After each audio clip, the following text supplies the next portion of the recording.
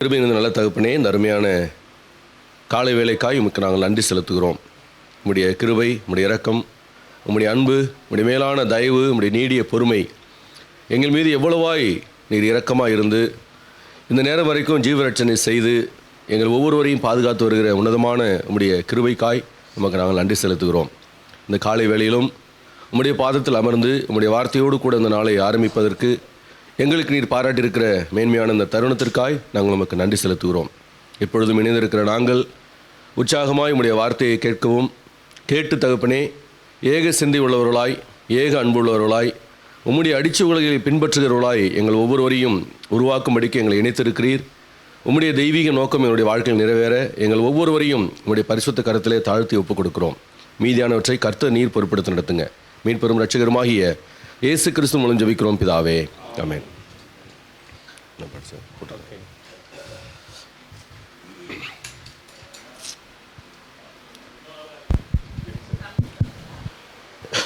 Okay, எல்லாருக்கும் ஸ்தோத்திரம். பிரபா கேட்டதே மறுபடியும் நான் ரிப்பீட் பண்ணுறேன்னு நினைக்காதீங்க. எல்லாம் நல்லா தூங்கலிங்களா? அந்த கேள்வி கேட்காதீங்க. ஆக்சுவலாக நான் என்ன ஃபீல் பண்ணேன் அப்படின்னா, பொதுவாகவே நாங்கள் இது மாதிரி கேம்ப்லாம் போகும்பொழுது நாங்கள் தான் நடத்துவோம் பிள்ளைங்களை. இது புது அனுபவமாக எனக்கு இருந்தது. நாம் அந்த இடத்துல பிள்ளைங்களாக மாறி உக்காந்து கற்றுக்கிட்டு இப்படி இருக்கும் பொழுது பழைய வாலிப பருவத்துக்கு நாங்கள் கொஞ்சம் போயிட்டு பேசிகிட்டு இருந்தோம் நைட்டு ரொம்ப நேரம். உண்மையாகவே ஒரு காரியத்துக்கு இந்த காலை வேளையில் நான் நன்றி சொல்கிறேன் ஆண்டவருக்கு. என்ன தெரியுமா, ஒருவேளை வயசில் கூட குறைய சின்னவங்களாக இருப்பீங்க, பெரியவங்களாக நடுத்தரவங்க. ஆனால் கர்த்தர் எந்த நேரத்தில் ஒரு மனுஷனுக்கு எந்த விஷயத்தை கொடுக்கணுமோ அதை நேர்த்தியாக கொடுக்குறார் அப்படின்றத நாங்கள் நம்புகிறோம். பாருங்களேன், 50 வயசு, 20 வயசு, 70 வயசு, எந்த வயசு வித்தியாசம் கிடையாது. ஆனால் ஒரு மனுஷனுக்கு ஒரு விஷயத்தை சொல்லி கொடுக்கணுன்னா அவர் அழகாக ஒரு காலகட்டத்தை வச்சிருக்கிறார். அந்த இடத்துல கொண்டு அவனை அழகாக படித்து கொடுக்குறதுல அவர் எவ்வளோ இரக்கம் உள்ளவராக, கிருபை உள்ளவராக இருக்கிறார் அப்படின்றத நேற்று நாங்கள் பார்த்துட்டு இருந்தோம். அதான் அந்த காலை நேரத்தில் கர்த்தருக்கு நன்றி சொல்கிறேன். ஏன்னா உடன் வேலையால் அவங்களுக்கு இவ்வளோ ரெஸ்பான்சிபிலிட்டி. ஒரே ஒரு கிளாஸ் தான் நம்ம பார்த்தோம், கிட்டத்தட்ட 17 விஷயத்தை நேற்று நம்ம படிச்சுக்கிட்டோம்ல. இதை செய்கிறதுக்கே ஆண்டவர் இவ்வளோ நம்ம பொறுப்புக்களை நம்ம க்ரைட்டீரியா கொடுத்துருக்குறாரு அப்படின்னா, இன்னும் ஊழியக்காரராக இருக்குது அதுக்கு மேலே போகிறதுக்கு நிறைய விஷயங்கள் நம்ம உண்மையாக அதை வார்த்தைகளால் எப்படி எனக்கு சொல்கிறதுக்கு எனக்கு உண்மையாக தெரியல. எவ்வளோ அவருடைய வல்லமையும் அவருடைய இரக்கத்தையும் பார்க்கும்போது கர்த்தர் எவ்வளோ பெரிய மகத்துவமானவர் இல்லை. அவர் ஒரு விஷயத்தை பார்த்தோம், அவர் உடன் வேலையாளாக இருக்கிறதுக்கே இவ்வளோ ஒருமன ஆவி நமக்கு வேணும் அப்படின்னா, அவர் வேலை முழுமையாக செய்கிறதுக்கு நம்மளை இன்னும் எவ்வளோ அர்ப்பணிக்க வேண்டியனா நம்ம இருக்கிறோம் அவருடைய வழிக்காகல. அது ரொம்ப கவனமாக இருக்கணும். ஸோ உண்மையாகவே இந்த காலை நேரத்தில் கர்த்தருக்கு நம்ம நன்றி சொல்கிறோம். இதை நினச்சி ஒரு பாட்டு நம்ம பாடலாம். ஸ்தோத்திரம் துதி பாத்திரா அப்படின்ற ஒரு பாட்டு நம்ம பாடலாம். நம்ம அமர்ந்தே பாடலாம், நல்லா உற்சாகமாக. ஈவன் எல்லா பாட்டும் நம்ம உட்காந்துட்டே பாட மாட்டோம். முதல் பாடலுங்கிறதுனால உட்கார வச்சு போடுறோம். அடுத்த பாட்டு ஏஞ்சி நிற்கணும். ஆமாம், எல்லாருமே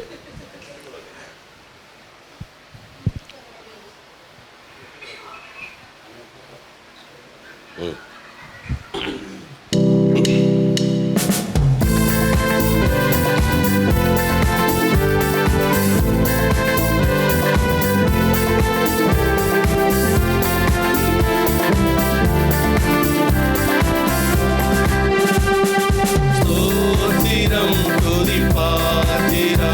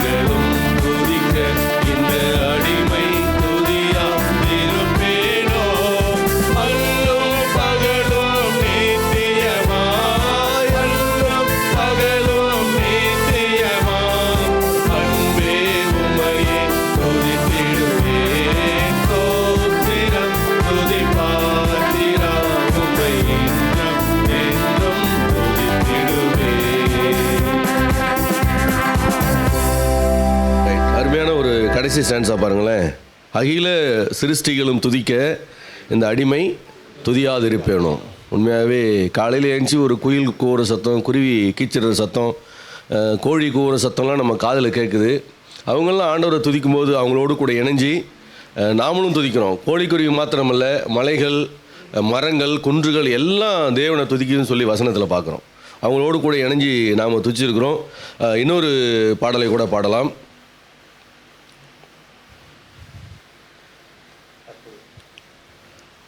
உண்மையாகவே நம்ம இங்கே கொண்டு வந்தது அவருடைய மேலான கிருபை இல்லையா? அது மாத்திரம் இல்லை, அநேகருடைய வாழ்க்கையில் தேவன் செஞ்ச காரியங்களை நினச்சி பார்க்கும்போது உண்மையாகவே மனசுலேருந்து என்ன பண்ணுவாங்க, அவங்க நன்றி சொல்லுவாங்க இல்லையா? பேதுரு எடுத்துக்கலாம், அவருடைய சீஷர்கள் எடுத்துக்கலாம். புதிய ஏற்பாட்டில் தேவன் கிறிஸ்துவிட்டிருந்து பெற்றுக்கொண்ட நன்மைகளை பெற்றுக்கொண்ட அநேக ஆத்துமாக்களை எடுத்துக்கிட்டிங்கன்னா அவங்க உள்ளத்திலேருந்து வந்த வார்த்தையை பார்த்தீங்கன்னா நன்றி. உள்ளத்துலேருந்து வந்து வார்த்தைனது நன்றி. ஒரு சிலர் நன்றியே சொல்லாமல் பாதத்தில் தொப்புன்னு என்ன பண்ணியிருப்பாங்க, விழுந்து அவரை வணங்கி எடுத்திருப்பாங்க. ஒரு சிலர் ஒரு பின்னாடியே ஓடிருப்பாங்க. ஒரு சிலர் நன்மையை பெற்றுக்கொண்ட உடனே ஓடி போய் அவரோட அன்பை காமிக்கும்படியாக அவங்களுடைய விசுவாசிகளோடு இணைஞ்சி அவங்களோட நன்றியை என்ன பண்ணியிருப்பாங்க, தெரிவிச்சிருப்பாங்க. ஏன்னா அவர் சாதாரண நபர் அல்ல, அவர் ஒரு அற்புதர். அவர் ஒரு அற்புதர். ஏன்னா அற்புதங்களை செய்யக்கூடிய ஒரு கர்த்தர். இந்த வரியை சொன்ன உடனே டக்குன்னு நம்ம மேரி அம்மாவுக்கு என்ன பாட்டு வரும்னா, அற்புதங்கள் செய்கிறவர் அப்படின்னு அந்த பாட்டு ஞாபகம் வந்துடும் அவங்களுக்கு இல்லையா? ஒரு சிலருக்கு அந்த வார்த்தை கேட்டவுடனே அவங்களுக்கு ஃபெமிலியரான ஒரு வார்த்தைகள்லாம் மனசில் பதியும். இப்போ நமக்கும் ஒரு ஃபெமிலியரான பாட தான் நம்ம பாட போகிறோம். சரிங்களா? அற்புதர் அற்புதர் அற்புதர், என் இயேசு அற்புதர். ரெண்டாவது ஸ்டான்ஸில் பார்த்தீங்கன்னா, அலைகடல் மேலே நடந்தவர் எங்கள் இயேசு அற்புதர், காற்றையும் அகோர காற்றையும் அமைதிப்படுத்திய இயேசு நல்லவர். அவரை தான் கொண்டு போய் என்ன பண்ணாங்க, சிலுவையில் அறைஞ்சாங்க. 3 நாள் உயிரோடு இருந்த அவர் உண்மையாகவே அற்புதர் என்று சொல்லி நம்பிக்கையோடு கூட இந்த பக்தன் பாடியிருக்கிறார். நம்மளும் அவரோடு கூட இணைஞ்சி இந்த பாட்டை பாடலாம். அப்படியே உட்காந்துட்டே பாடியிருந்தோம்னா என்ன பண்ணிங்கன்னா ஆயிரும், கை மட்டும் இப்படியே தட்டிகிட்டு இருக்கோம், கண் அப்படியே பார்த்துட்ருக்கோம். அப்புறம் ஃபஸ்ட்டு ஆமாம், ஏற்கனவே பெட்டில் துயில் எழுந்திரிச்சு அப்படியே திரும்ப துயிலுக்கு போகிறதுக்காக நிறைய பேர் உட்காந்துருக்குறாங்க பெட்டில். நீங்களும் என்ன பண்ணலாம், எல்லோரும் எழுந்து நின்று இந்த பாட்டை பாடலாம். எழுந்து நின்று, ஆமாம் ஆமாம், உட்கார மட்டும் பெட்டுக்கு போனீங்களா, ஏஞ்சி நில்லுங்க. ரைட், இருந்துட்டு போங்க, தப்பு இல்லை. ரைட். அற்புதர் அற்புதர் அற்புதர், இயேசு அற்புதர். எல்லாரும் பாடுங்கள், கைத்தாளம் போடுங்கள், சந்தோஷத்துடனே சங்கீதம் பாடுங்கள். சந்தோஷத்தோடு என்ன பண்ண போகிறோம், இந்த நாளில் இந்த பாடலை நம்ம பாட போகிறோம்.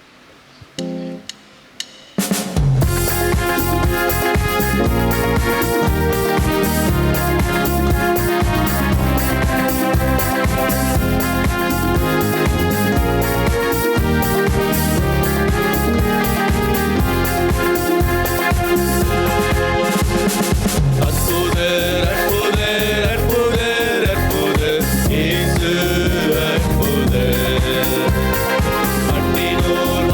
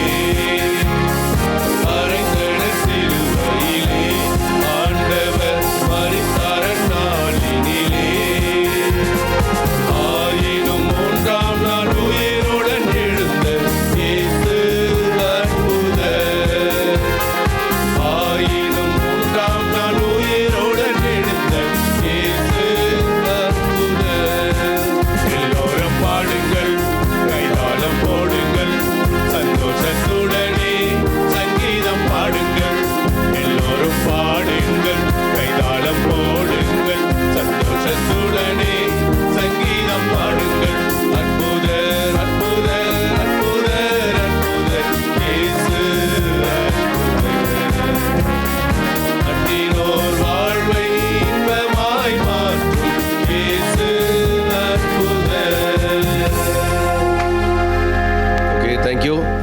உண்மையாகவே அற்புதமாக இருந்துச்சு. உட்காரலாம். கேமரா திரும்பும்போது எல்லாம் உஷாராயிட்டாங்க இல்லையா? அது வரைக்கும் அப்படியே பொறுமையாக கைத்திட்டு இருந்தாங்க. கேமரா வந்தோடனே அப்படி தட்ட ஆரம்பிச்சிட்டாங்க. அப்புறம் பெண்டிகாசல் கிளாப்பும் நான் பார்த்தேன். இதில் எப்படி தெரியுங்களா? ஏன்னா நானும் ஒரு 3 வருஷம் அந்த மாதிரி கிளாப் பண்ணிகிட்டு இருந்தேன். Right, good. எனவே தொடர்ந்து நம்ம கர்த்தருடைய வார்த்தைக்கு நேராக நம்முடைய சிந்தையை திருப்பலாம். தேவன் தாமே தொடர்ந்து நம்மை நடத்துவாராக.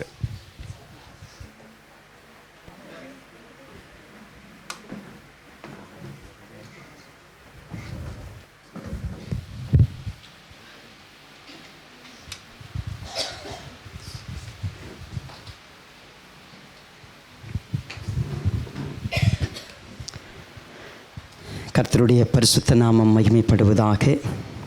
உங்கள் எல்லோரையும் இந்த காலை வேளையிலே நான் அன்போடு கூட மீண்டுமாக நான் வரவேற்கிறேன். ஒரே அடிச்சுவடு, ஒரு அற்புதமான வார்த்தையை பேதுரு அவர்கள் நமக்கு நினைவுபடுத்துவதை நாம்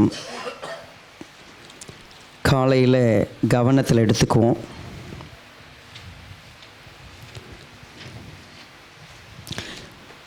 ஒன்று பேதுரு 2வது அதிகாரம் 21வது வசனம்.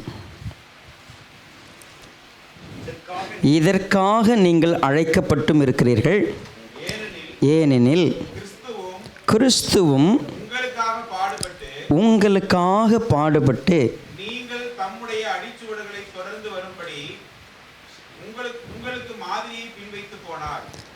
உங்களுக்கு ஒரு மாதிரியை இயேசுவானவர் வைத்து சென்றிருக்கிறார். நீங்கள் அந்த அடிச்சுவட்டை அப்படியே பின்பற்றும்படி.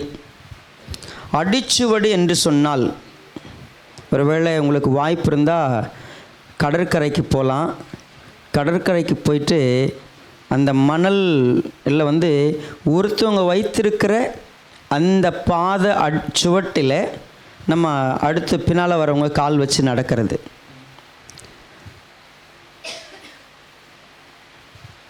நீங்கள் மழை காலங்களில் கிராம பகுதிகளில் நீங்கள் ஒருவேளை வீடுகளுக்கு போனீங்கன்னா வழியில் பார்த்தீங்கன்னா நிறைய சேறு சகதிகள் இருக்கும். அப்போ என்ன செய்வாங்க, அந்த வழிப்பாதை தெரிந்தவர்கள் எங்கே கால் வைக்கணும்னு சொல்லி அவங்களுக்கு தெரியும். ஒரு சில இடங்களில் குதிர் போல் காணப்படும், ஆனால் கால் வச்சிங்கன்னா உள்ளே மாட்டிப்பீங்க. மணல் குதிரையை நம்பி ஆற்றுல இறங்காத அப்படின்னு ஒரு பழமொழி இருக்குல்ல, அது மணல் குதிரை இல்லை, மணற்குதிர். மணற்குதிர்னால் மேலே திட்டு போல் காணப்படும். காலை வச்சிங்கன்னு வச்சிங்களேன் உள்ளே இழுத்துட்டு போயிடும். அப்போ மணற்குதிரை நம்பி காலை வைக்காதுன்னு சொன்னாங்க இல்லையா? ஸோ இவங்களுக்கு போகிறவங்களுக்கு தெரியும் எங்கே சரியான திட்டு இருக்குது. அவங்க கால் வைக்கிற இடத்துல அவங்க சொல்லுவாங்க, இதே இடத்துல காலை வச்சு என்ன பண்ணுங்க வாங்க, வேறு எங்கேயா வச்சா ட்ரிஃப்ட் ஆகிடுவோம். ஸோ இப்போ நமக்கு ஒரு முக்கியமான பாடம் முன்வைக்கப்படுகிறது. என்ன அப்படின்னா, நான் எப்படி நடக்க வேண்டும் என்கிற மாதிரி எனக்கு என்ன செஞ்சிருக்கிறார், ஒருத்தர் முன்வைத்து சென்றிருக்கிறார். நான் கிறிஸ்துவை பின்பற்றுகிறேன் என்று சொன்னால் ஃபாலோ மீ அப்படின்னு சொன்னார். ஆமாதானே? அவரே ஒவ்வொரு அவருடைய அழைப்பு சீஷர்களுக்கு ஃபாலோ மீ. ஒருவேளை மத்தேயு 4:19 நம்ம பார்த்தோம்னா என்னை பின்பற்றி வாங்க அப்படின்னு கூப்பிட்டார். ஸோ என்னை பின்பற்றுங்கள்னு அழைப்பு கொடுக்கும் பொழுது கர்த்தராக இயேசு கிறிஸ்து எப்பொழுதும் ஒரு முக்கியமான நோக்கத்தோடு பின்பற்ற சொன்னார். அவர் பின்பற்றுவதில் நாம் எவ்வளோ கவனமாக இருக்கணும் ஒரு ஆலோசனை கொடுத்துருக்கிறார். மார்க் எழுதின சுவிசேஷத்தில் இந்த ஆலோசனை இருக்குது பாருங்கள். மார்க் எழுதின சுவிசேஷம் 3வது அதிகாரம் 13வது வசனத்தை பாருங்கள். பின்பு அவர் ஒரு மலையின் மேல் ஏறி தமக்கு சித்தமானவர்களை தம்மிடத்தில் வரவழைத்தார். அவர்கள் அவரிடத்தில் வந்தார்கள். அப்பொழுது அவர் 12 பேரை தெரிந்து கொண்டு நல்லா நோட் பண்ணலாம். அவர்கள் தம்மோடு கூட இருக்கவும். ஃபஸ்ட்டு பர்பஸ் என்ன தெரியுமா? தெரிந்து கொள்ளும்போதே அவங்க யாரு கூடவே இருக்கணும்? அவரோடு கூட இருக்கணும். அந்த வார்த்தை என்ன ஸ்ட்ரெஸ் பண்ணி சொல்லுது அப்படின்னா, நான் உங்களை அழைக்கும் பொழுதே நீங்கள் என் கூட தான் இருக்கணும். என்னோடு கூட இருப்பது, ஒன்றாயிருப்பது, இணைந்திருப்பது. ரெண்டாவது, பிரசங்கம் பண்ணும்படியாக தாம் அவர்களை அனுப்பவும், வியாதிகளை குணமாக்கி பிசாசுகளை துரத்தும்படி அவர்கள் அதிகாரமுடையவர்களாக இருக்கவும் அவர்களை ஏற்படுத்தினார். அவர் என்ன செய்கிறாரோ அதை அப்படியே ஃபாலோ பண்ணுறதுக்கு தான் அவங்கள வச்சுருந்தார், அவங்களை ஏற்படுத்தினார். ஏ அப்பாயிண்டட். ஸோ ஃபாலோ மீன்னு சொல்லும் பொழுது என் கூட இருங்க, நான் என்ன செய்யணும் அதை அப்படி நீங்கள் செய்யுங்க. இதுதான் பிரின்சிபல். ஸோ அப்போ நம்ம கிறிஸ்டியானிட்டி அப்படின்ற ஒரு வார்த்தையை நம்ம பேசுகிறோம் அப்படின்னு சொன்னால் பேசிக் பிரின்சிபல் தான். நான் இயேசுவால் அழைக்கப்படுகிறேன், இயேசுவால் மீட்கப்படுகிறேன், பரிசுத்தமாக்கப்படுகிறேன், நீதிமானாக்கப்படுகிறேன். சரி, இதெல்லாம் நடக்குது என் வாழ்க்கையில். என்ன எனக்கு பர்பஸ், இலக்கு என்ன? இப்பொழுது ஒன்று, நான் அவரால் பரிசுத்தமாக்கப்படுகிற நான், அவரோடு ஒப்புரவாக இருக்கிற நான், அவர் எனக்குள்ளே தங்கியிருக்கிற பாக்கியத்தை பெற்ற நான், அந்த பாக்கியத்தை நான் அனுபவிப்பது மாத்திரமில்லாமல் இன்னொருத்தருக்கு அதை நான் என்ன பண்ணணும்? அந்த பாக்கியத்திற்குரிய ஸ்தானாதிபதியாக நான் இருக்கணும். ஸ்தானாதிபதிங்கிற வார்த்தை இருக்குன்னு சொன்னோம், அம்பாசிடர். சரிங்களா? தூதுவர். எனக்கு கிடைச்ச அந்த பாக்கியத்தை இன்னொருத்தருக்கு நான் பாஸ் பண்ணுறதுக்கு எனக்கு அந்த பாக்கியம் இருக்குது. ஏன் அப்படின்னா, நீங்கள் இயேசு கூட இருக்கிறீங்க, இன்னொருத்தரும் இயேசு கூட இருக்கிறதுக்கு நீங்கள் அம்பாசிடராக இருக்கிறீங்க. ஸோ இதுதான் பர்பஸ். சரி, நம்ம எல்லாருக்கும் இதை தாண்டி ஒரு பர்பஸ் இருக்குது. என்னதுக்கு?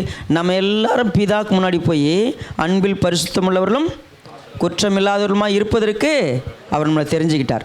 எதுக்கு நம்மளை சூஸ் பண்ணார்? நாம் அவரோடு கூட இருக்கிறதுக்கு. யாரோடு கூட போய் இருக்கிறதுக்கு? பிதாவோடு போய் இருக்கிறதுக்கு. ஸோ இப்போ பாருங்கள், உலகத்தில் ஆண்டவராகிய இயேசு கிறிஸ்து நமக்குள்ளே வாசமாக இருக்க, நம்ம அவர் கூட இருக்க நம்ம தெரிந்து கொள்ளப்பட்டிருக்கிறோம். அவரை போலவே வாழ்கிறது தெரிந்து கொள்ளப்பட்டோம். நம்முடைய அல்டிமேட் பர்பஸ் என்ன? நம்ம போய் யாரோடு கூட இருக்க போகிறோம்? நித்தியமாக தேவனோடு கொடுக்க போகிறோம். இந்த பர்பஸ்ஸுங்கிறது ஒன்று தான். நீங்கள் ஏன் இந்த பூமியில் வாழ்கிறீங்க?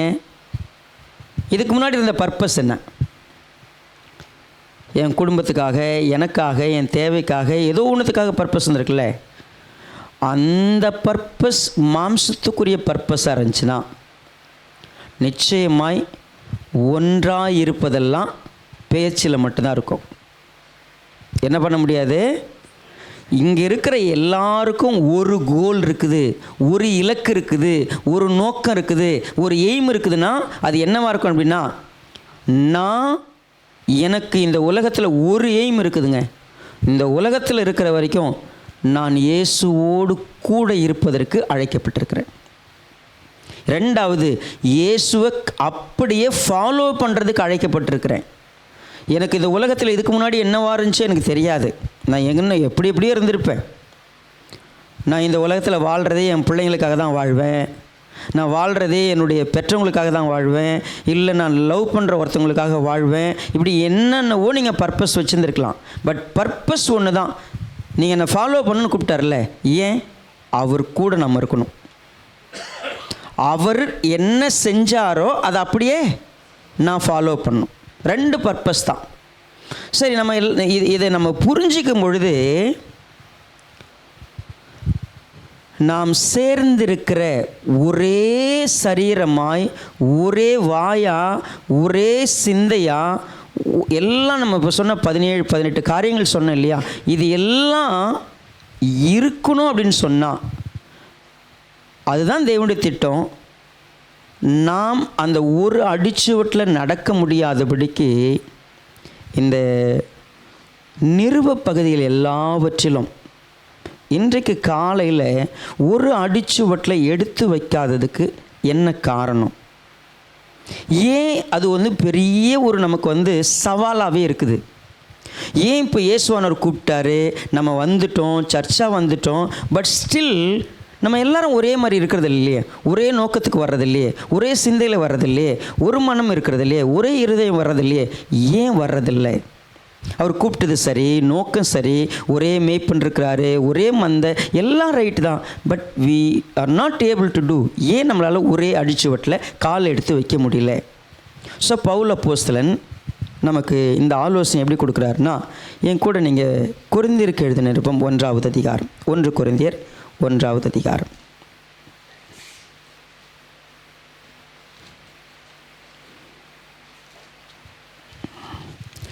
9வது வசனத்தை பாருங்கள்.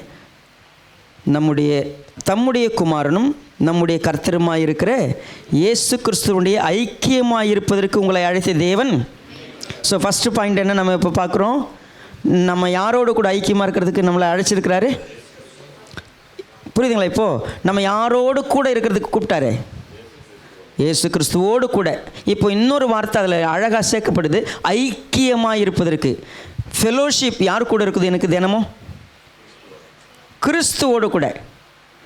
தேவன் நம்மை அழைக்கும் பொழுதே நான் யாரோடு கூட ஃபெலோஷிப்பாக ஐக்கியமாக இருப்பேன்னா எனக்கு ஒருத்தர் தான் பெஸ்ட்டு. இன்னும் ரொம்ப க்ளோஸ் ரிலேஷன்ஷிப் எனக்கு. நீங்கள் ஒருவேளை இங்கே இருக்கிறவங்க உங்கள் மனசில் நிதானிங்க, உங்களுடைய பெஸ்ட் கம்பேனியன் யார்? திருமண நாள் ஒரு வேளை இருக்குது அப்படின்னா இன்றைக்கி ரொம்ப சந்தோஷமாக, இன்றைக்கி wedding anniversary, okay, husband and wife, we are so close. இந்த 2 பேரும் க்ளோஸாக இருக்கிறதுக்கு 2 பேருக்குள்ளவும் ஒருத்தர் க்ளோஸாக இருக்கணும். ஒருத்தர் ஒரு க்ளோஸாக இல்லைனா கூட நம்ம 2 பேரும் என்ன பண்ண முடியாது? க்ளோஸாக இருக்க முடியாது. நான் கிறிஸ்துவோட க்ளோஸாக இருக்கணும், என் மனைவியும் கிறிஸ்துவோட க்ளோஸாக இருந்தால் தான் நாங்கள் 2 பேரும் என்ன பண்ண முடியும். அப்போ எனக்கு பெஸ்ட்டு கம்பேனியன்னா என் ஒய்ஃபா ஹஸ்பண்ட்னா எனக்கு ஃபஸ்ட்டு கம்பேனியன் யார்?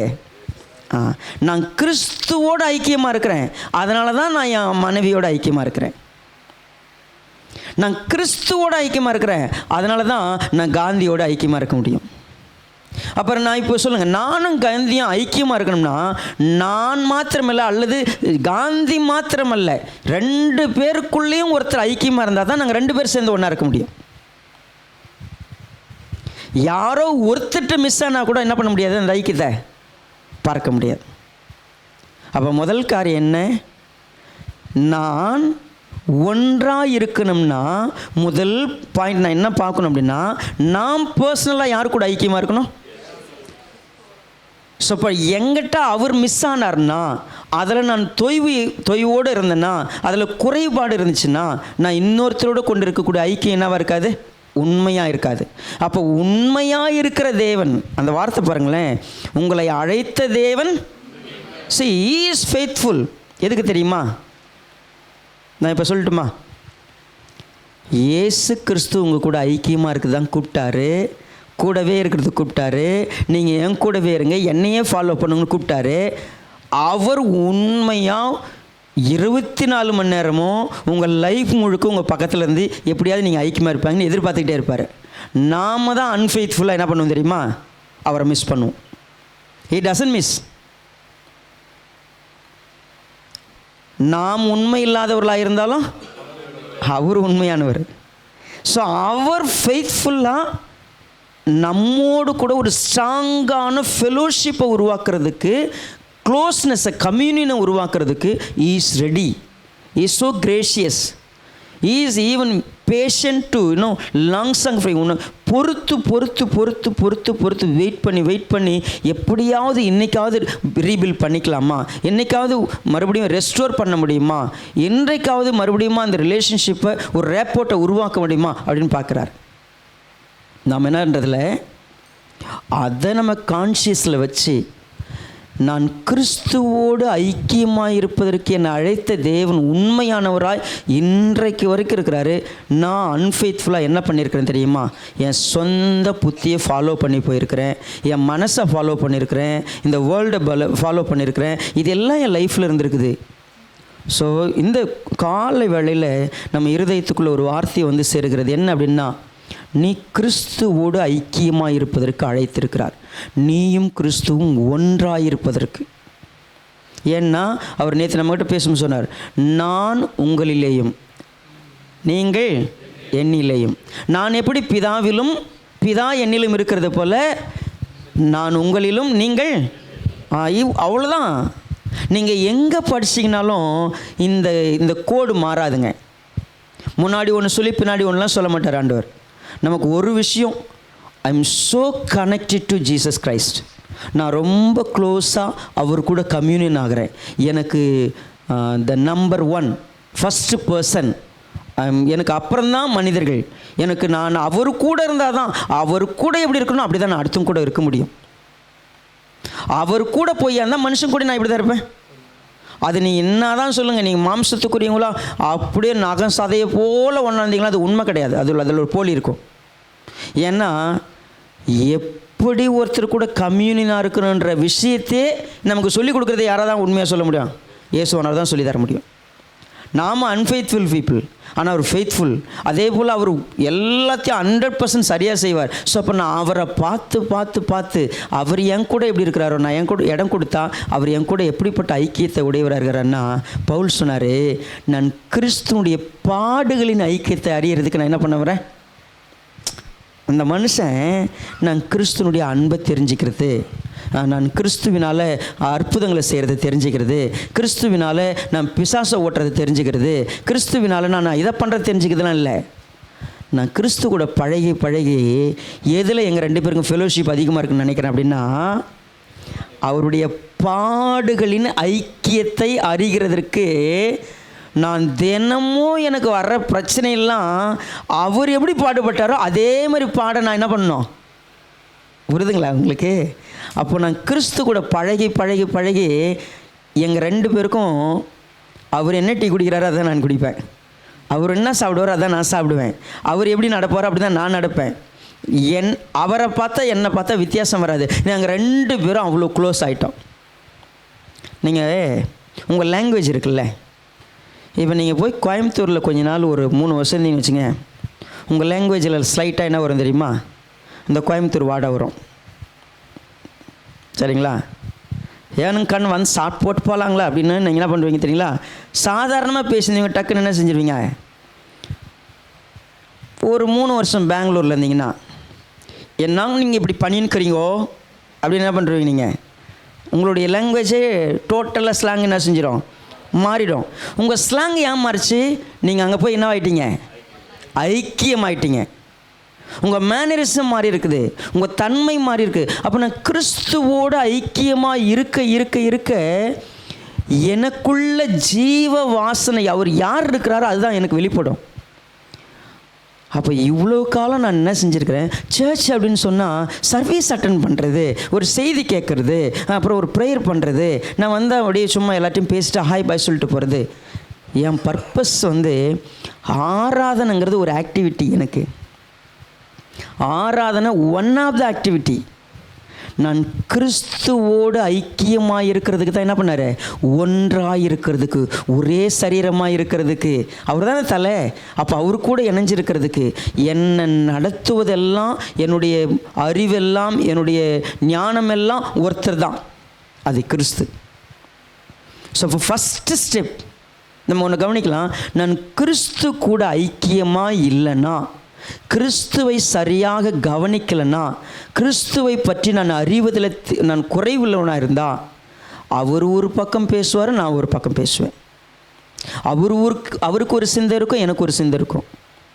பவுல் தெளிவாக சொல்லுவார், யார் என்ன வேணால் பேசுங்க, எங்களுக்கோ கிறிஸ்துவின் சிந்தை உண்டாயிருக்கிறதுன்னு சொல்லுவார். என்ன வார்த்தை, எவ்வளோ தைரியமானது! எங்களுக்கு எந்த சிந்தை உண்டா இருக்குது? கிறிஸ்துவின் சிந்தை உண்டாரு. நீங்கள் அப்புறம் 1 கொரிந்தியர் அப்புறமா வாசிங்க, நான் உங்களுக்கு காமிக்கிறேன்.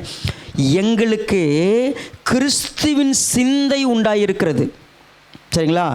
3வது அதிகாரம் கடைசி வசனம் நீங்கள் தேடுறீங்க இல்லையா?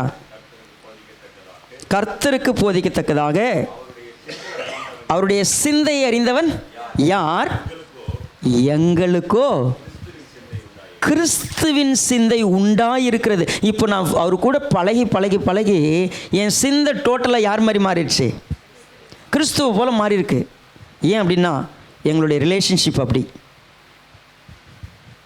நான் உங்களுக்கு புரிகிற மாதிரி சொன்னால், நான் என் பாஸ்டர் கூட வைத்திருக்கிற உறவில் பேசும்போது அவர் ஒன்று சொன்னார்னா நான் அதை எப்படி எடுத்துப்பேன், எப்படி எடுக்க மாட்டேன், நீங்கள் புரிஞ்சுக்கணும். நம்ம இந்த எக்ஸாம்பிளை நான் உங்களுக்கு புரிய வச்சு பிப்ளிக்கல் எக்ஸாம்பிள்னு சொல்கிறேன். பாஸ்ட்டு ஒரு சில விஷயங்கள் கேட்குறாருன்னு வச்சுங்களேன். ஃபஸ்ட்டு முறை 2006 அவர் ஒரு கேள்வி கேட்டார். எவ்வளோ சேல்ரி எதிர்பார்க்குற அப்படின்னு கேட்டார். என்ன கேள்வி? எவ்வளோ சேல்ரி எதிர்பார்க்குற? உள்ளே வந்த ஒரு 3 பேர்கிட்ட அந்த கேள்வி கேட்டார். 3 பேரா? எல்லா பாசிட்டிவ் வரிசை கேட்டுகிட்டே வர்றார். ஸோ பாஸ்டர்ஸில் ஒருத்தர் வந்து சொன்னார், எனக்கு இந்தந்த விஷயங்கள்லாம் இருக்குது, அதனால் எனக்கு இவ்வளோ கொடுத்தீங்கன்னா நல்லாயிருக்கும். ஒருத்தர் சொன்னார், எனக்கு இவ்வளோ வேணும் அப்படின்னு. ஒருத்தர் சொன்னார், நீங்கள் என்ன கொடுக்குறீங்களோ பரவாயில்ல. ஒருத்தர் சொன்னார், இல்லை பாஸ்டர், உங்களுக்கு தானே தெரியும் நீங்கள் எவ்வளோ சப்போர்ட் பண்ணுவீங்கன்னு, நீங்களே பார்த்து செய்யுங்க. இப்போது ஒருத்தர் வந்து ஒரு சேல்ரி சொன்னார் இல்லையா, அந்த சேல்ரியில் பாதி தான் அவர் கொடுத்தாரு. கேட்காத ஒருத்தர் இருந்தார் பாருங்க, நீங்கள் செய்யுங்கன்னு. அவங்களுக்கு இவங்க கேட்டாங்க பார்த்தீங்களா, அந்த சேல்ரி அவங்கக்கிட்ட கொடுத்தார். எனக்கு பயங்கர ஷாக் இது. ஏன் இப்படி பாஸ்டர் இப்படி பண்ணார் தெரியலையே அப்படின்னு. கொஞ்ச நாள் ஆச்சு. பாஸ்டர் கேள்வி கேட்பார், உங்களுக்கு வேறு எதாவது எக்ஸ்ட்ரா தேவைப்படுதா, உங்களுடைய சம்பளம் போதுமா, நீங்கள் இது உங்களுக்கு பத்துதா என்ன அப்படின்னு கேட்டால், ஆமாம் பாஸ்டர் கொஞ்சம் கஷ்டமாக இருக்குது, பத்தலை அப்படின்னு சொன்னால் ₹1 கூட ஏற்றி தர மாட்டார். நீங்கள் கொடுக்குறது போதுமானதாக இருக்குது, எனக்கு போதும் பாஸ்டர் அப்படின்னு சொன்னால் அவங்களுக்கு இன்க்ரிமெண்ட் இருக்கும். என்னடா இது வித்தியாசமாக இருக்குது இந்த சிந்தை அப்படின்னு சொல்லிட்டு. அப்போது எல்லாருமே என்ன பண்ண ஆரம்பிச்சிட்டாங்க, நீங்களே செய்யுங்க பாஸ்டர்.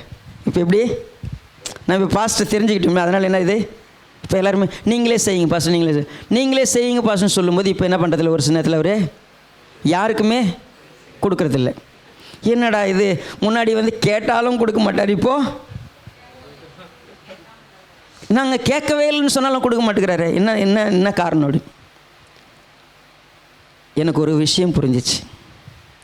நான் கேட்டதை வச்சும் கேட்காத வச்சும் என்னை டெஸ்ட் பண்ணுறது வேணால் பயன்படுத்தலாம்.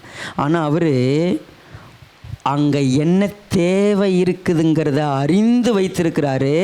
அவர் என்கிட்ட கேட்கும் போதெல்லாம் என் மனசு எப்படி இருக்குதுன்றது செக் பண்ணுறது தான் கேட்டார் ஒழிய சப்போர்ட் பண்ணுறதுக்காக என்ன கேட்கலன்னு எனக்கு என்ன பண்ணுச்சு, புரிய ஆரம்பிச்சிச்சு.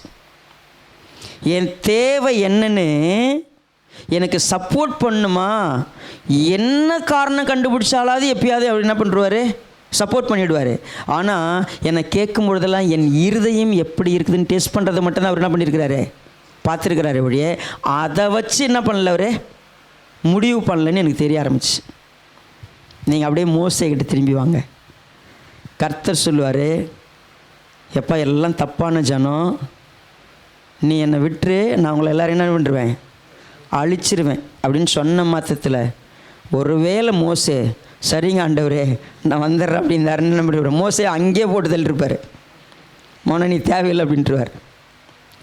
ஆண்டவர் நம்மளை ஒரு விஷயம் கேட்குறாருன்னா, நான் கிறிஸ்துவின் சிந்தை, தேவனுடைய சிந்தை எனக்கு தெரியுமா.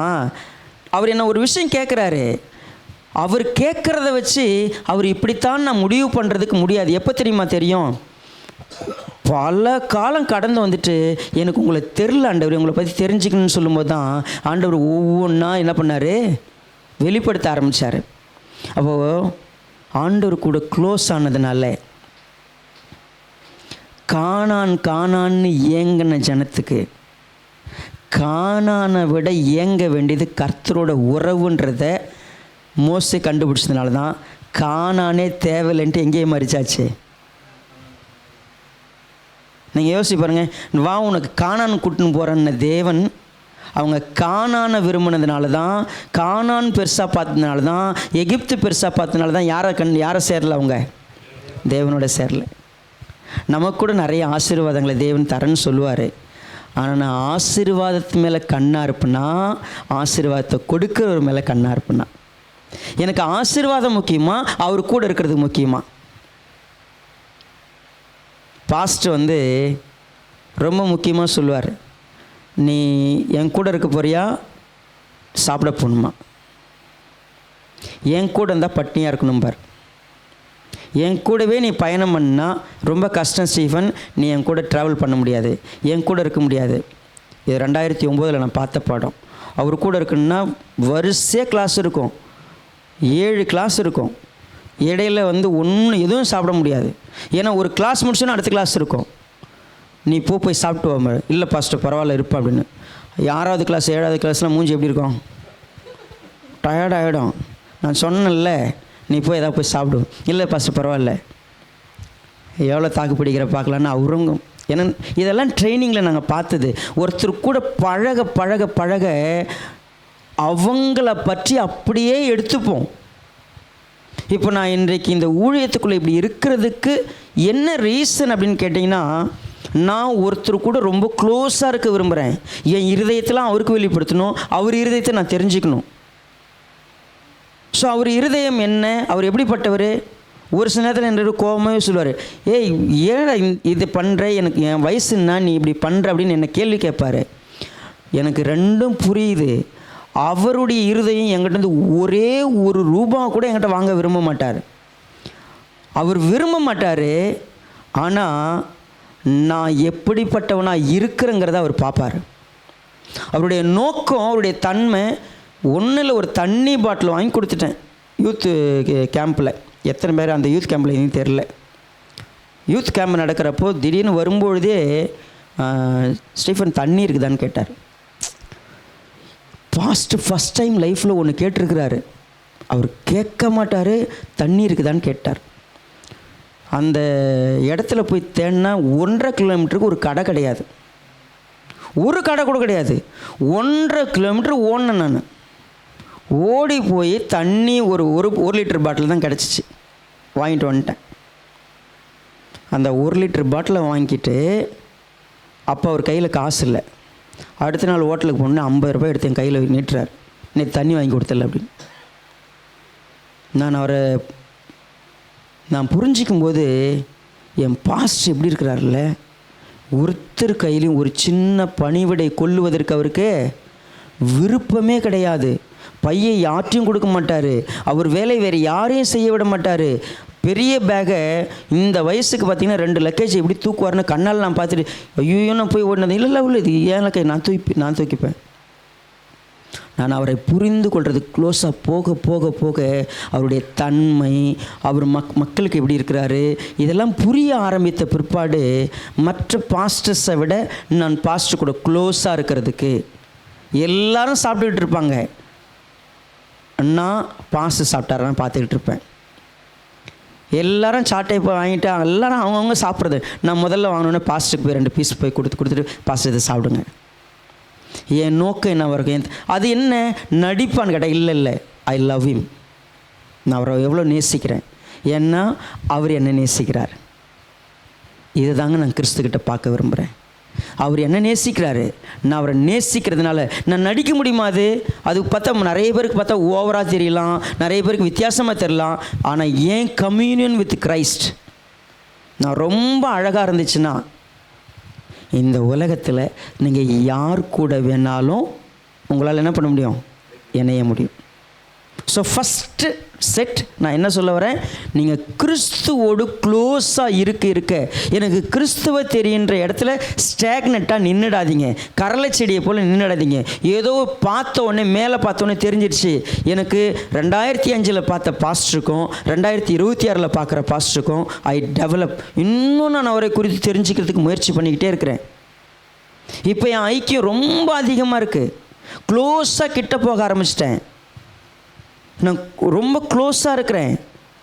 அப்போ நான் கிறிஸ்து கூட 2005 இருந்ததுக்கும் 2026 இருக்கிறதுக்கும் எவ்வளோ க்ளோஸாக இருக்குது, அதை முதல்ல கவனிக்கணும். சரி, இதை நம்ம வாசித்தோன்னே அடுத்த வசனம் நம்ம 1 கொரிந்தியர் 1வது அதிகாரம் 10வது வசனம். சகோதரரே, நீங்கள் எல்லாரும் ஒரே காரியத்தை பேசவும் பிரிவினைகள் இல்லாமல் ஏக மனதும் ஏக யோசனையும் உள்ளவர்களாய் சீர்பொருந்தியிருக்கவும் வேண்டுமென்று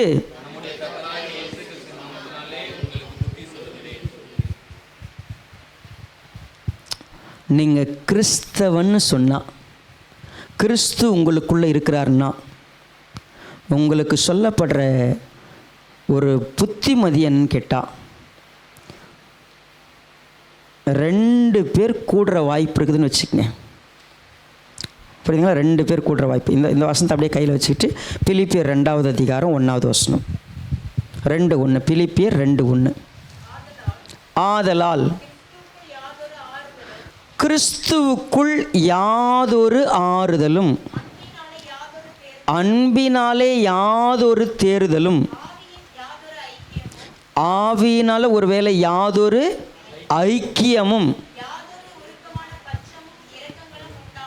ஏன்னா அப்படின்னா ஆங்கிலத்தில் இது எப்படி சொல்லப்படுதுன்னா, உண்மையே இஃப் யூ சி ஒரு ஃபெலோஷிப்னு சொன்னால், ஒரு ஐக்கியன்னு சொன்னால், உங்களுக்குள்ளே ஏதாவது ஒரு விஷயம் ஜாயிண்ட்லி நீங்கள் செய்யணும்னு நினச்சா, 2 பேர் சேரணும்னு நினச்சா, 2 பேர் இணையிற இடம் ஏதாவது ஒரு இடம் நீங்கள் அது ஒரு வேளை இப்போ இந்த பாருங்கள், இன்றைக்கு இந்த மீட்டிங்காக இருக்கலாம், இல்லை உங்கள் ஃபேமிலியாக இருக்கலாம், இல்லை 2 ஃபேமிலி சேர்ந்து வர விஷயங்களாக இருக்கலாம், என்ன விஷயமாக இருந்தாலும் சரி, இஃப் இட் இஸ் ஒரு வேளை 2 பேர் சேர்ற மாதிரி ஒரு சூழ்நிலை வந்துச்சுன்னா, சர்ச்சாக இருக்கட்டும், அது ஃபேமிலிஸாக இருக்கட்டும், அப்படி ஒரு வேளை நீங்கள் சேருகிற இடம் வந்துச்சுன்னா, 2வது வசனம் என்ன சொல்லுது? 3வது ஏக சிந்தையும் ஏக அன்பும் உள்ளவர்களுமாய். இப்போ இன்றைக்கி இன்னும் எக்ஸ்ட்ரா 2-3 விஷயங்களை பார்க்குறோம். இப்போ இது வரைக்கும் ஒரே அன்பை நம்ம என்ன பண்ணல, ஆட் பண்ணல. இப்போது ஒரே சிந்தை, ஒரே அன்பு. சரி, இப்போ அப்படி பார்த்தீங்கன்னா, கிறிஸ்துவிடத்தில் நான் காட்டக்கூடிய அன்பு, கிறிஸ்து என்னிடத்தில் காட்டக்கூடிய அன்பை தான் நான் யார்கிட்ட காட்டணும்? எனக்கு நான் யார்கிட்டயா சேர்ற மாதிரி ஒரு வாய்ப்பு கிடைக்குது, யாரோட இணையிற மாதிரி ஒரு சூழ்நிலை வருது. சர்ச்சின்னு ஒன்று சொல்லிட்டா எனக்கு ஏக யோசனை, ஏக சிந்தை, ஏக அன்பு, இதெல்லாம் கவனித்து பார்த்தா நான் பிரிவினையே இல்லாமல், வித்தியாசங்கள் இல்லாமல், டிஸ்கிரிமினேஷன் இல்லாமல், எந்த விதமான பாகுபாடும் இல்லாமல் நான் ஒன்றாயிருக்கிறதுக்கு தான் தேவன் விரும்புகிறார். ஸோ அப்போ சர்ச் அப்படின்னு சொன்னால் நம்ம என்னென்ன விதத்தில் எப்படி வேணால் எங்கெங்கிறதோ வந்திருப்போம். பட் நான் கிறிஸ்துவோடு ஐக்கியப்பட்டுட்டேன், இப்போ நான் வின்சென்ட் கூட ஐக்கியப்பட போகிறேன் அப்படின்னு சொன்னால், நான் ஒன்றை என் இருதயத்துக்குள்ளே வளர்த்துக்கணும்.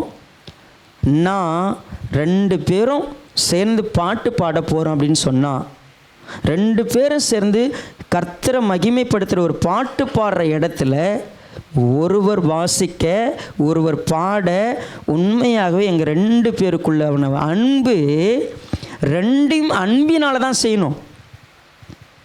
அதனால தான் ஒன்றையும் வாதினாலாவது வீண் பெருமையினாலாவது செய்யாமல். அடுத்த வருஷம் அப்படி தானே போகுது. ஒன்றையும் எப்படி பண்ணக்கூடாது தெரியுமா? எதுக்கு நீ வாசிக்கிற? எப்போ பாரு நீ மட்டும்தான் வாசிப்பியா?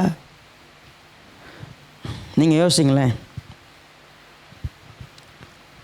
இப்போ ஒரு வேளை வின்சென்ட் எப்போ பார் கீபோர்டு என்ன மட்டும்தான் வாசிக்க சொல்கிறாங்க, ஏன் சர்ச்சில் இருக்கிற எல்லாருமே தான் வாசிக்கிட்டுமே அப்படின்னு சொல்கிற மாதிரி ஒரு விஷயத்தை யோசிங்களேன். எப்படி அதை இப்போ யோசித்துருக்கிறியா வின்சென்ட்? இல்லை. சரி, ஆனால் எப்போ பார் நான் தான் டாய்லெட் கழுவணும். ஆமாம் தானே? டாய்லெட் கழுவுறது மட்டும் எப்படி வருது?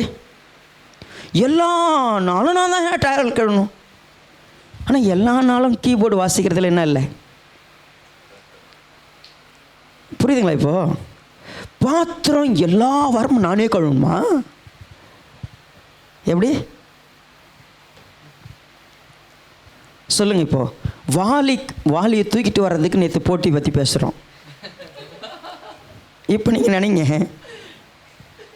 அடுத்த வாரம் வின்சன் நான் வாசிக்கிறேன்னு சிவராஜையா வந்து நின்னார்னா, இப்போ நீங்கள் சொல்லுங்களேன், நல்லா யோசித்து பாருங்கள். எல்லாருக்கும் மைக் பிடிக்கிறது எனக்கு வேணும், ஏன் அவங்க மட்டும் ஷேரிங், ஏன் எனக்கு இல்லை, இதெல்லாம் சொல்கிறேன்ல. நீங்கள் சொல்லுங்கள், நான் உண்மையாகவே எப்படி வந்து வாரானா அவங்க மட்டும் க்ளீன் பண்ணிட்டு போகலாம், நான் க்ளீன் பண்ணுவேன். அப்படி எத்தனை பேர் நினைப்பாங்க? உங்களுக்கு தெரியுதுங்களா? இப்போது நமக்கு ஏன் ஒரே சிந்தை வர்றதில்லைன்னா, கிறிஸ்துவானவர் அவர் வந்து பிதாவை காண்பிக்கிறதுக்கு தான் வந்தாரே ஒழிய தன்னை காண்பிக்கிறதுக்கு.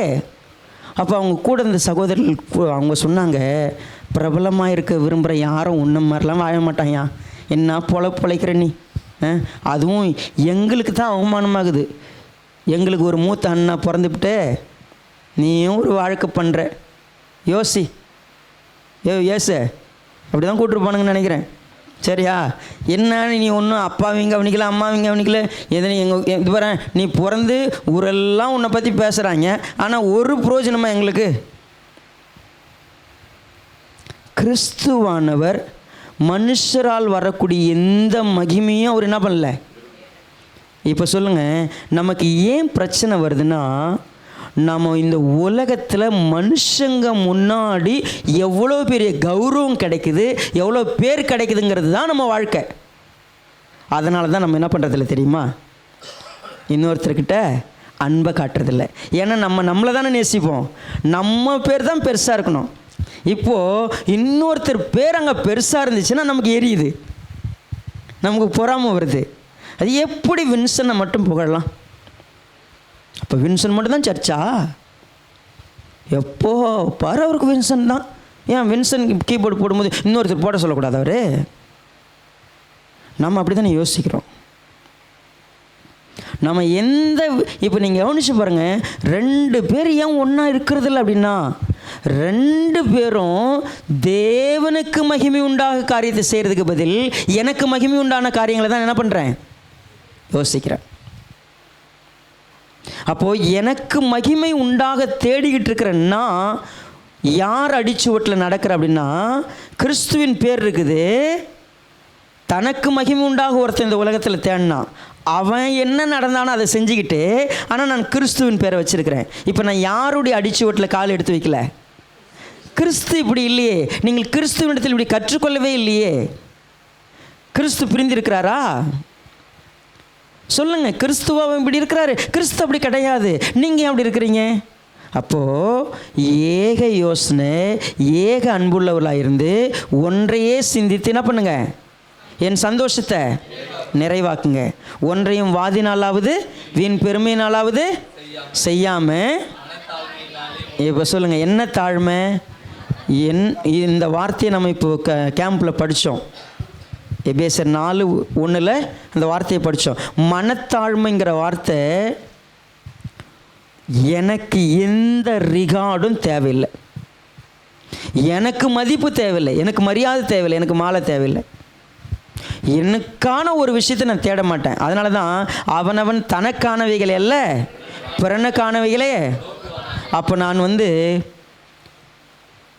பழைய ஏற்பாடு சொல்லுது, நீ உன்னை நேசிப்பதை போல பிறனையும்.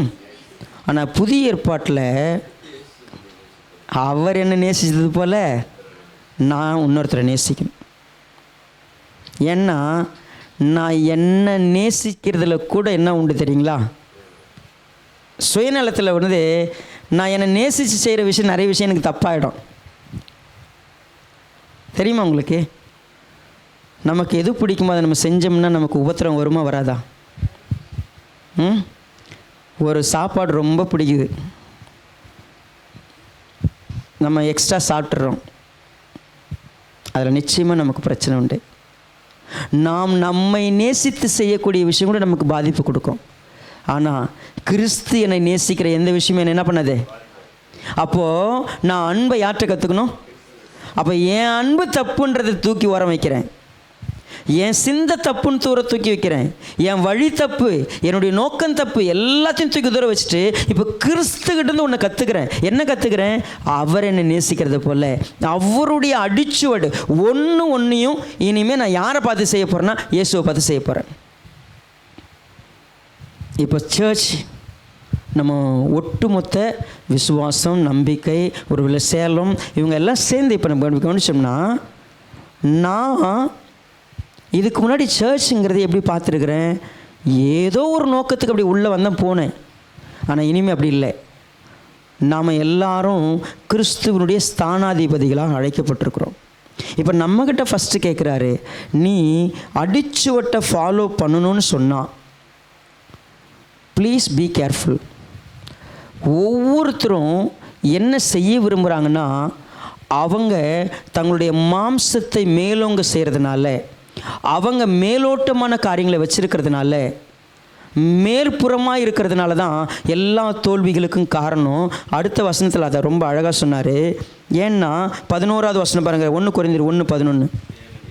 ஏனெனில் என் சகோதரரே, உங்களுக்குள்ளே வாக்குவாதங்கள் உண்டு. எல்லாருமே வாக்குவாதம் பண்ண ஆரம்பித்தாங்க. என்ன வாக்குவாதம் பண்ணாங்க? வாக்குவாதம்னா எப்போ வரும்? 2 கருத்து இருந்தாவே வாக்குவாதம். இப்போ மேல் வாசனத்தை சொல்கிறார், ஏக யோசனை. ஒரே கருத்து வந்துருச்சுன்னா என்ன கிடையாது? வாக்குவாதத்துக்கு இடமே இல்லை. அப்போ 2 கருத்து ஏன் வருது? 2 பேரும் அதில் ஒருத்தர் மிஸ்டேக் பண்ணாலும் 2 கருத்து வந்துருச்சு. ஒன்று கிறிஸ்துவின் கருத்தாக இருக்கும், இன்னொன்று மாம்ச கருத்தாக இருக்கும். இப்போ கொரிந்து சபை மக்களுடைய வாழ்க்கையை பார்த்திங்கன்னா, அவங்க எல்லாருக்கும் பிரிவினைகள் வந்ததுக்கு காரணம் சாதாரண விஷயம், சிம்பிள். என்ன அப்படின்னா, யார் ஞானஸ்தானம் கொடுக்கறது?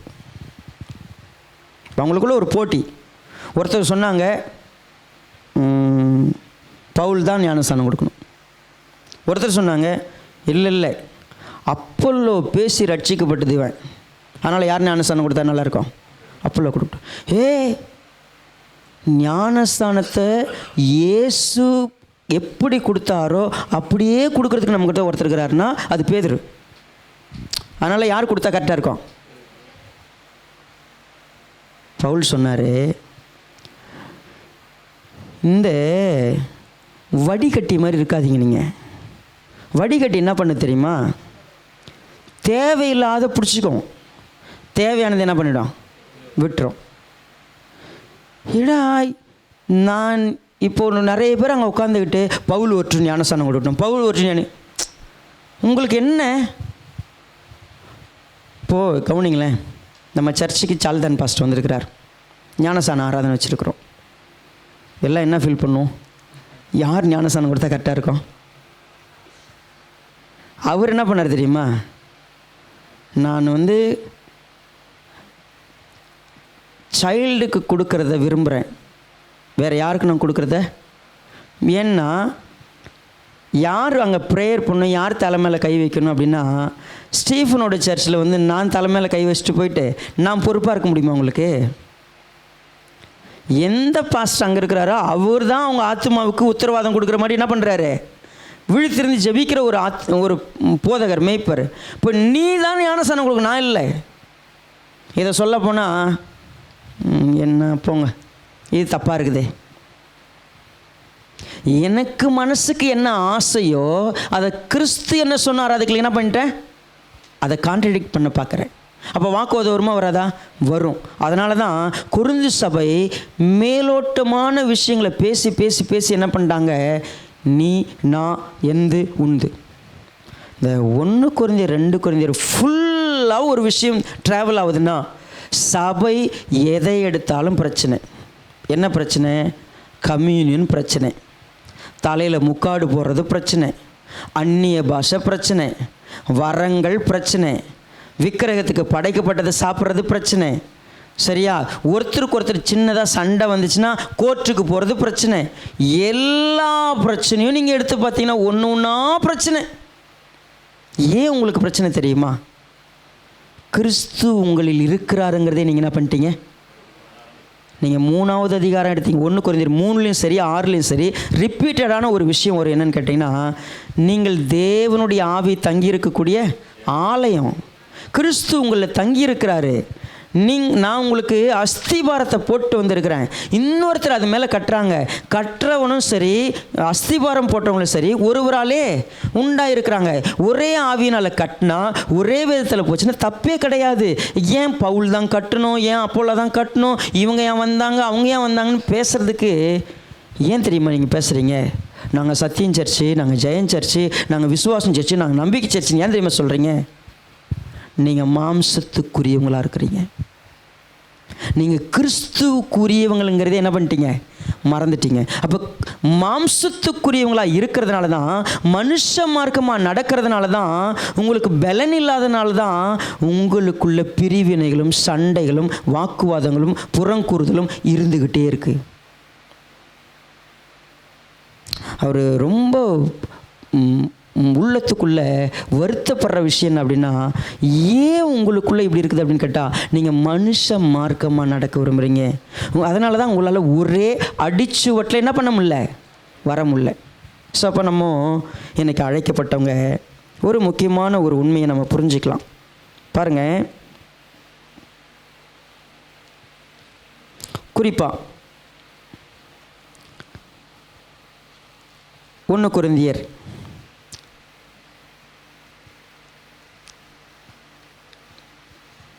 3வது அதிகாரம்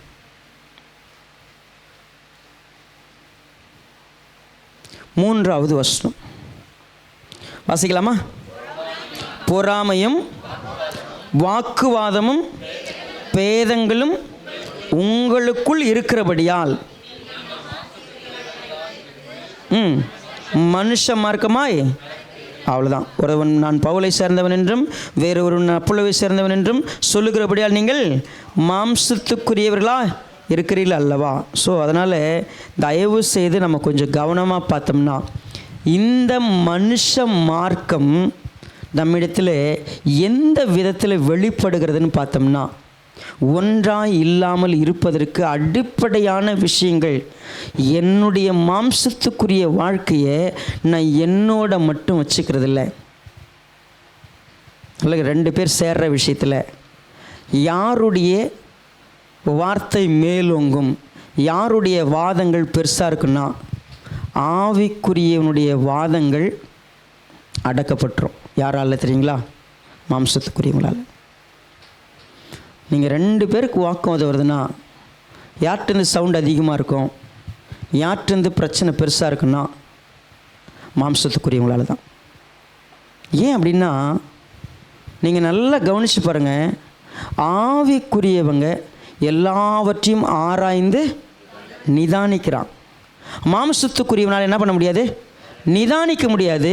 மாம்சத்தை வெளிப்படுத்திடும். நீங்கள் ஹஸ்பண்ட் அண்ட் ஒய்ஃப் எடுத்துங்க, ஒருத்தவங்க கர்த்தருக்கு கூட நெருக்கமாக இருந்து ஒருத்தவங்க அந்த ஐக்கியத்தின்படி அவரை போல் செயல்படுன்னு நினைக்கும் பொழுது, மாம்சத்துக்குரிய ஒரு விஷயம் பார்ப்பதுக்கு சரியாக இருக்குங்க. சீரியஸாக சொல்கிறேன். மாம்சத்துக்குரிய விஷயம் நியாயமாக தெரியும், சரியாக தெரிகிற மாதிரி தோணும். ஆனால் அது எதை எதிர்க்கும் தெரியுங்களா? கர்த்தருடைய ஆவியை எதிர்க்கும். இப்போது ஆவிக்குரியவங்க நம்ம நிதானத்தை இழந்துட்டோம்னா, நாம் சரியாக நிதானிக்கலைன்னா, அவங்க 90% மாம்சத்துக்குரியவங்களாக இருந்து நடத்தினத நம்ம 1% என்ன பண்ணிவிடுவோம் தெரியுங்களா?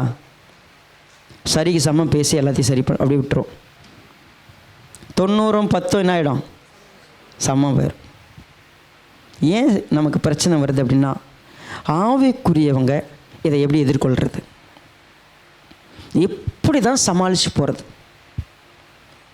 நமக்கு அந்த ஒரு டாக்டிக்ஸ் தான் தெரிய மாட்டேங்குது. என்ன அப்படின்னா, நான் நல்லா கரெக்டாக இருக்குன்னு நினைக்கிறேன், ஒருத்தவங்க சுத்தமாக அவங்க மாம்சத்துக்குரியன்னு எனக்கு தெரியுது, ஆனால் அவங்கள போலவே நானும் தோக்கிறதுக்கு காரணம் என்ன அப்படின்னா, நான் ரொம்ப பொறுமையாக இருக்கிறேன், சரியானதை சொல்கிறேன், ஒத்துக்க மாட்டேங்கிறாங்க, இது கர்த்தருக்கு பிரின்னு சொல்கிறேன், அதெல்லாம் இது வாழ முடியாதும்பாங்க, இப்படியெல்லாம் வர முடியாதும்பாங்க, அதனுடைய விளைவு என்ன ஆகும்? ஆமாம் தானே? இது எல்லாருக்கும் இப்படி தோணுது இல்லையா? ஸோ பவுலுடைய மெத்தடாலஜி என்ன? உண்மையாகவே ஒருத்தவங்க அப்படி இருக்கிறாங்க, என்ன பண்ண சொல்லியிருக்கிறார்? 1 கொரிந்தியர் 6வது அதிகாரம்.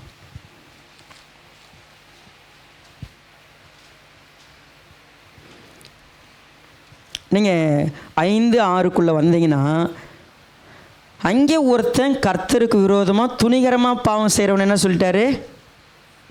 அவனோட ஐக்கியம் வைக்காதுன்னு சொல்லிட்டார். ஆமாம் தானே? நீங்கள் 9வது வசனம் பாருங்கள், 5:9. விபச்சாரக்காரரோட ஒரே மாம்சமாக இருக்க முடியாது, ஒரே வாயாக இருக்க முடியாது, ஒரே சிந்தையாக இருக்க முடியாது. புரியுதுங்களா இப்போ உங்களுக்கு? அந்த மாதிரி கிறிஸ்துவுக்கு விரோதமாக ஒருத்தன் இருக்கிறான் அப்படின்னு சொன்னால் அவங்க கூட ஐக்கியம் பட முடியாது. அழகாக சொன்னார், நான் உங்களுக்கு எழுதினது என்னவென்றால், சகோதரன் எனப்பட்ட ஒருத்தன் கூட நீ கலந்திருக்கக்கூடாது, புசிக்கக்கூடாது. அப்படி இருந்தா சரி. ஆனால் நீ இப்போ ஐக்கியப்படுன்னு சொல்கிற ஒருத்தன் மாம்சத்துக்குரியவன். மாம்சத்துக்குரியவன் அப்படின்ற ஒரு விஷயத்த நீங்கள் பாவத்தோடு சம்மந்தப்படுத்து. பாவம் மட்டும் இல்லை, நம்மளோட வாக்குவாதத்துக்கு வராங்க, நம்ம கூட பிரச்சனை பண்ணுறாங்க. அவங்க என்ன பண்ணல, பாவம் அல்ல, நம்ம கூட பிரச்சனை பண்ணுறாங்க, வாக்குவாதம் பண்ணுறாங்க, நம்மளை எரிச்சல் விட்டுறாங்க, நம்மக்கிட்ட தேவையில்லாமல் பிரச்சனை கொண்டு வராங்க. என்ன பண்ணலாம்? 6வது அதிகாரம் சொல்லுது, உங்களில் ஒருவனுக்கு வேறொருவனோடு பிரச்சனை வந்துச்சுன்னா வழக்காடும்படி எங்கே போகணும்? இப்போ சரி, ஏன் 2 பேர் சேர்ந்து இருக்கிறதுல உங்களுக்கு பிரச்சனை வந்துச்சுன்னா, நீங்கள் எவ்வளோ முயற்சி பண்ணாலும் சரியாக போகலன்னா என்ன பண்ணணும்? எங்கே வரணும்? இப்போ அதுக்கு தான் அடுத்த ஒரு ஸ்டெப்பு இருக்குது. எனக்கு 2 பேருக்கும் ஒத்து போகலைங்க. ஒருத்தர் ஆவிக்குரியவங்களாக இருக்கேன், என் மனைவி ஆவிக்குரியவங்களாக இருக்காங்க, நான் சரியில்லை. இப்போ அந்த மனைவி என்ன செய்யணும்? என்னால் இந்த பிரச்சனையை நானாக ஹேண்டில் பண்ண தப்பாகிடுது, நான் அவசரப்பட்டுறேன், நான் அந்த மாதிரி போகக்கூடாது. என்ன பண்ணலாம்? இதுக்கான ஆலோசனை நான் யார்கிட்ட கேட்கணும்? இப்போது நான் இதில் கிறிஸ்துவை இழந்துடக்கூடாது, கிறிஸ்துவோடு நான் வச்சுருக்கிற ஐக்கியம் கெட்டு போயிடக்கூடாது, நான் மாம்சத்துக்குரியவங்கள மாதிரி மாறிடக்கூடாதுன்னா நான் என்ன பண்ணலாம்? அங்கே போய் நான் என்ன செய்யலாம் அப்படின்னு பாருங்கள். ரொம்ப அழகாக சொல்கிறாரு. குறிப்பாக இங்கே உங்களுக்கு பிரச்சனை வரும்போது இந்த டீட்டெயிலுமே உங்களுக்கு தெரியும். நீங்கள் 7வது வசனம் பாருங்கள். நீங்கள் ஒருவரோடு ஒருவர் வழக்காடுகிறது,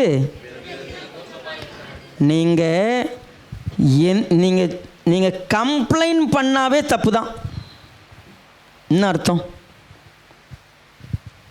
ஹலோ, ஒரு மாம்சத்துக்குரியவங்க தொடர்ந்து பிரச்சனை பண்ணுறாங்க. நீங்கள் இப்போது நான் அவங்க கூட வாக்குவாதம் பண்ணுறது சரியான்னு கேட்டால் எவ்விதத்திலும் அது தேவனுக்கு பிரியமில்லை, அது குற்றம்.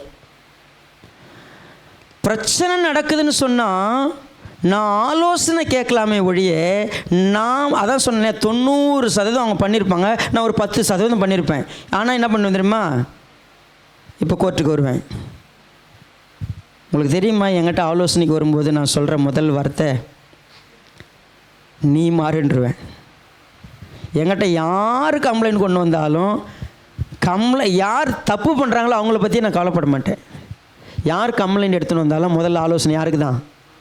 ஏன் 90 திருத்துறது வேலை இல்லை, இந்த 10 திருத்து தான் வேலை. ஏன்னா நான் கிறிஸ்துவை போல பூரணப்படுறதுக்கு 90 அப்படி இருக்கட்டும், அது என்றைக்கு வேணால் எப்படி வேணால் பண்ணிக்கலாம், அது மேட்ரு இல்லை நமக்கு. அப்போ நான் என்ன தெரியுமா செய்யணும்? ஏன் நீ சகிக்கிறதில்ல? மாம்சத்துக்குரியவன் ஆவிக்குரியனோடு எந்த நாளும் என்ன உண்டு? நமக்கு போராட்டம் இருக்குதுன்னு உனக்கு தெரியும்ல. இந்த உலகத்தில் உனக்கு பாடு உண்டு. நீ நன்மை செய்கிற, ஆனால் உனக்கு என்ன இருக்குது? மாம்சத்துக்குரியவனால பிரச்சனை இருக்குது. அதுதானே இயேசுவானவர் முன்னாடி வச்சுட்டு போனார் ஸ்டெப்பு. நீ தீமை செய்து பாடு அனுபவிதை பார்க்கலாம், நன்மை செய்து பாடு அனுபவி. அதுக்காகத்தான் இயேசுவானவர் உனக்கு என்ன பண்ணார்? இப்போ உனக்கு பிரச்சனை வருது, நீ ஒரு நாள் பிரச்சனையை பண்ணிக்கிட்டு இருக்கிறல்ல, உன்னுடைய லைஃப்பில் அப்படிப்பட்டவங்களையும் நீ சுதந்திரித்து கொள்வதற்கு கிறிஸ்துவை போல மரணம் நீ சகித்து கொண்டிரு. ஒரு நாள் நீ கூட எப்படி தெரியுமா இருந்த? பாருங்கள் 11வது வசனம். இப்போ என்னது அது அப்படின்னு பார்த்தீங்கன்னா, அநியாயக்காரனா, வேசி மார்க்கத்தானா, விக்கிரகாராதனக்காரனா, விபச்சாரக்காரனா, புணர்ச்சிக்காரன், ஆண் புணர்ச்சிக்காரன், திருடன், பொருளாசக்காரன், வெறியன், உதாசீனன், கொள்ளைக்காரன், இப்படி தான் மாம்சத்துக்குரியவன் இருக்கிறான். நீங்களும் நானும் அப்படி தான் ஒரு நாள் என்ன பண்ணோம், இருந்தோம். ஆனால் என்ன பண்ணப்பட்டோம்? கழுவப்பட்டோம், பரிசுத்தமாக்கப்பட்டோம், நீதிமானாக்கப்பட்டோம். சரியா? இப்போது மாம்சத்துக்குரியவனா ஒரு 10% ஏதோ நான் பண்ணுறது எனக்கு தகுதியானதா? எனக்கு தகுதி கிடையாது. எல்லாம் பண்ணுறாங்கல்ல என்னை சுற்றி, நான் ஒருத்தர் கூட இணைய முடியல. நான் என்ன பண்ணலாம்? அப்போ நான் ஒன்றை நினைவு கூறுகிறேன். நான் எப்படி பரிசுத்தமாக்கப்பட்டேன், எப்படி கழுவப்பட்டேன், எப்படி நீதிமானாக்கப்பட்டேன். இப்போது நான் மாம்சத்துக்குரியவனாக இருக்கிறது என்ன பண்ணாது? அது ஏற்றது கிடையாது. அதனால் பாருங்கள், குறிப்பாக 17வது வசனம், கர்த்தரோடு இசைந்திருக்கிறவனும் இன்கேஸ், திரும்ப சொல்கிறேன், உங்கள் மனசுக்குள்ளே பதிச்சு வச்சுங்க. நீங்கள் எல்லாம் செய்யும்போது உங்கள் கூட இணைந்திருக்கிறவங்க செய்கிற மாதிரி நீங்கள் ஒரு செயல் செஞ்சிட்டிங்கனாலும் நீங்கள் யார் கூட இணைஞ்சிருக்கிறீங்க? அவங்க கூட இணைஞ்சிருக்கிறீங்க. ஒரு காலம் அவங்க கூட இணைஞ்சிடாதீங்க. அப்போது ஐக்கியம் எப்படி பாஸ்டர் வரும்? என்னை சுற்றி எல்லாருமே அப்படி தானே இருக்கிறாங்க. எப்படி ஐக்கியம் வரும்? நான் உங்களுக்கு சொல்கிறேன், புரிஞ்சுக்கங்க. சுற்றி இருக்கிற எல்லாரும் தப்பாக இருந்தாலும் நான் கிறிஸ்துவை போல இருந்தான், நீதிமான் ஒருவனாகிலும் இல்லாத உலகத்தில் தான் இயேசுவானார் நடமாடினார். பேதுரு, யாக்கோபு, யோவான்லேருந்து யூதாஸ் வரைக்கும் 12 பேர் கூட தான் அவர் இருக்கிறதுக்கு விரும்பினார். இந்த 12 பேரில் யார் ஆவிக்குரியவன், யார் மாம்சத்துக்குரியவன்? 12 அந்த 12 பேர்கிட்ட ஒருத்தர் இருந்து வாழ்ந்துட்டு போயிருக்கிறார்ல. ஏன் நான் என்னால் வாழ முடியாது? இப்போ என்ன சொல்கிறாரு? இந்த 12 பேர்கிட்ட இந்த குறைகளை அதை சரி பண்ணுறதுக்கு தன்னை முழுசும் விட்டு கொடுத்தாரு. என்ன பண்ணாருன்னு கவனிச்சு பாருங்கள். நம்ம அந்த வசனத்தை மறந்துடக்கூடாது. யோவான் 13:1 எப்பொழுதும் சொல்லப்படும், அவர் கடைசி வரைக்கும் அவங்கள நம்ம என்ன பண்ணார்? அன்பு வச்சார். கடைசி வரைக்கும் அன்பு வச்சார். என்ன பண்ணணும்? அவங்க கூட ஐக்கியத்தை உருவாக்குறதுக்கு. நீங்கள் இப்போ திரும்ப சொல்கிறேன், உலகத்தில் போய் யார் கூடயும் ஒன்றாருன்னு சொல்ல அவரே. இப்போ ஒன்றாருன்னு சொன்னால் என்னது? ஆவியினாலே யாதொரு ஐக்கியம், அன்பினாலே யாதொரு தேர்தல். அப்போ நீங்கள் சர்ச்சு, நம்ம ஃபேமிலி, இதை நீங்கள் கொண்டு போய் எங்கே என்ன அப்ளிகேஷன் எங்கே போடக்கூடாது? உலகத்தில் போடக்கூடாது. நீங்கள் இப்போ சர்ச்சில் ஒருத்தர் மாம்சத்துக்குரியவனாக இருக்கிறான், என்ன பண்ணணும்? நான் கிறிஸ்துவ போலவே தான் இருப்பேன். நான் சகிச்சுப்பேன், நான் ஏற்றுப்பேன், நான் விட்டு கொடுப்பேன், நான் இதெல்லாம் செய்வேன். அப்படி இல்லைன்னு சொன்னால் இந்த ஒன்றை என்ன பண்ண முடியாது? கொண்டு வர முடியாது. ஒரே அடிச்சு ஓட்டில் நடக்கிறதுனா என்ன? என் லைஃப்பில் ஒரு சவால் வருது, ஏசு என்ன பண்ணார்? நான் பண்ணுவேன். நான் கிறிஸ்துவோடு இணைந்திருக்கிறேன், நான் இசைந்த ஆத்மா அவர் கூட இருப்பேன், அவர் பண்ணுற மாதிரியே பண்ணுவேன். சரி, இதெல்லாம் நம்ம செஞ்சோமா? இது வரைக்கும் செய்யலை, இனிமேல் ஸ்டார்ட் பண்ணுவோம். எனக்கு என்ன நடக்குது அதெல்லாம் முக்கியம் இல்லை, நான் கிறிஸ்துவ போல் இருப்பேன். தீர்மானம் பண்ணலாமா? ஸோ நிறைய I thought I will go very long. நிறைய லெசன் இருக்குது. ஸோ இதுக்கே டைம் ஆயிடுச்சு. So will take a break, will come back at least 1.5 hour at least needed. சரிங்களா? ஸோ நம்ம பிரேக்ஃபாஸ்ட்டு முடிச்சுட்டு நிச்சயமாக தொடரும். கர்த்தர் உதவி செய்யட்டும். ஜெபம் பண்ணலாமா? நல்ல தகப்பனே, இரக்கமுள்ளப்பா, நன்றியோடு உம்மை துதிக்கிறோம், ஸ்தோத்திரிக்கிறோம். எங்களுக்கு கொடுத்த வார்த்தைகளுக்காக நன்றி. தொடர்ந்து கற்றுக்கொள்ள வளர கிருபை செய்யுங்க. எங்களை கூப்பிட்டு படிக்க வைக்கிறது உம்முடைய தயவு தான். எங்களுக்கு புரிய வைக்கிறது உம்முடைய கிருபை. எங்களுக்கு அதை உணர்த்தி நடத்துவது அது மிகப்பெரிய ஆசீர்வாதம். நன்றி செலுத்துகிறோம். வழி நடத்துங்க. நாங்கள் இப்போ உணவு இடைவெளிக்காக எங்களை நேரம் எடுத்துக்கொள்கிறோம். கர்த்தர் வழி நடத்துங்க, ஆசீர்வதிங்க. உம்முடைய மகிமையை ஆளுகை செய்யும்படியாக அர்ப்பணித்து மீட்பர் பாதமணிந்து நன்றியோடு ஜெபிக்கிறோம் நல்ல பிதாவே. ஆமென். ஓகே.